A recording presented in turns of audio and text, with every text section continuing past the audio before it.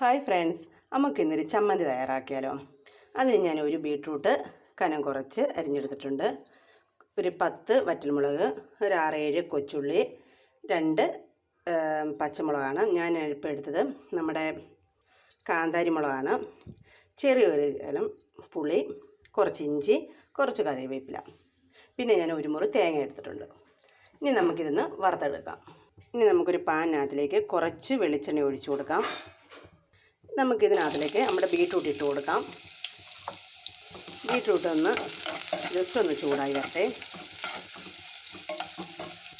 അതിനകത്തിലേക്ക് നമ്മുടെ വറ്റൽമുളക് ഇട്ട് കൊടുക്കാം, നമ്മുടെ ചെറിയ ഉള്ളി ഇട്ട് കൊടുക്കാം, ഇഞ്ചി, നമ്മുടെ വറ്റൽമുളക്, നമ്മുടെ കാന്താരി മുളക്, പിന്നെ നമ്മുടെ കറിവേപ്പില, പിന്നെ നമ്മുടെ പുളി നമുക്ക് ചെറുതായിട്ടൊന്ന് കൈ കൊണ്ടൊന്ന് ഉടച്ചു കൊടുക്കാം.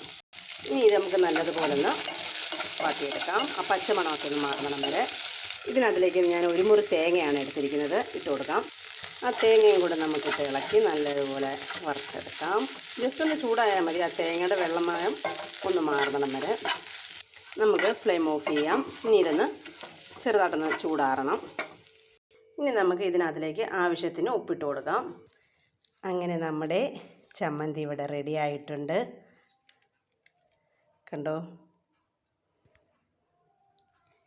നമ്മുടെ ചമ്മന്തി ഒരു 5 മിനിറ്റ് മതി ഈ ചമ്മന്തി ഒന്ന് തയ്യാറാക്കിയെടുക്കാൻ.